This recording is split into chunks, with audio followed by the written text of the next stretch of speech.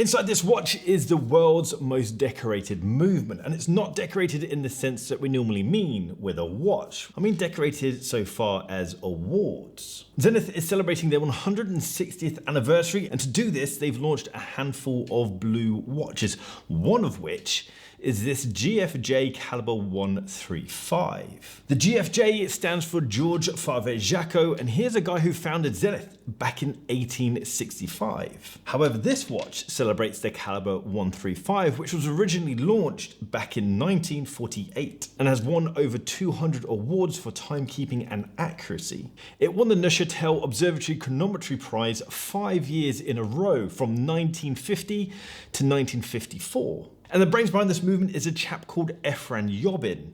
With this movement, Zenith gave him the mission to create a highly accurate movement that meets the standards of the Neuchâtel Observatory. Efran created a whole new movement, and to meet these requirements, he added a large barrel. This was to improve timekeeping and to increase the power reserve. It also had a large balance wheel. This has a higher rotational inertia, leading to a more consistent operation and therefore leading to a more accurate movement. However, there was a challenge with having these oversized components that were typically found in pocket watches. It was a challenge putting these into a small wristwatch, and this is why the watch has a sub-second dial. This wasn't just a design thing, it had to be there simply because there wasn't enough space to have a center seconds with all of these oversized components inside. Again, similar to pocket watches, this balance beats at 18,000 vibrations per hour, when typically most watches beat at 28,800 vibrations per hour. This slower balance has a really nice, kind of pleasing, relaxing tick to it. But in this modern version of the watch, there have been a couple of tweaks. It still beats at the nice, slow, relaxing 18,000 vibrations per hour, but the joule count has been increased from 19 joules in the original version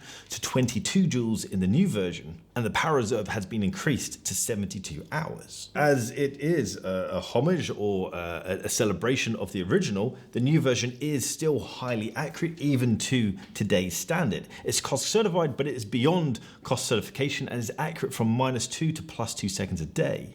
This movement has been cased in a platinum case that is 39mm wide, it's 10mm thick. It has a boxed sapphire crystal on the front and a sapphire crystal on the back. It's water resistant down to 50 meters, and we have this very striking multi-texture, kind of multi-tonal dial to it. On the outside, we have this brick guilloche pattern. On the inner section of the dial, we have this lapis blue, and then the sub-dial is in blue mother of pearl. The hands and indices are in 18-karat white gold. The movement, I've mentioned quite a few facts about the movement already, but the movement is still a handwell movement, beats at 18,000 vibrations per hour, 22 joules, 70 hours of power reserve, cost certified, beyond cost certified. It's accurate from -2 to +2 seconds a day, and it has a repeat of that brick guilloche pattern on the dial that is then repeated on the movement itself. This watch is limited to 160 to celebrate the 160th anniversary, and it costs £44,900. That's a lot of cash.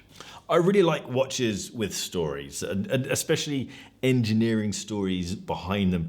This movement was created before all of the improvement in materials that are used. There was no silicon back then. Well, there might have been silicon back then. There wasn't silicon being used in watches. This is before the time of being able to design a movement and seeing it operate on a computer screen. This was just hands-on engineering, trial and error, and problem solving with the equipment and materials that you had at hand.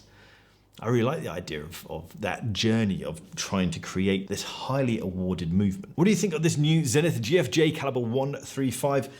Drop a comment down below, let me know your thoughts. If you like this video, hit the thumbs up button. If you like the style of this video, then hit the subscribe button down there and that little bell icon to get notifications when I drop a new video. If you're on Instagram, give me a follow at @BarkandJack, and if you're on TikTok, give me a follow there as well at @BarkandJack. And I haven't had any of my coffee today, but cheers. See you soon.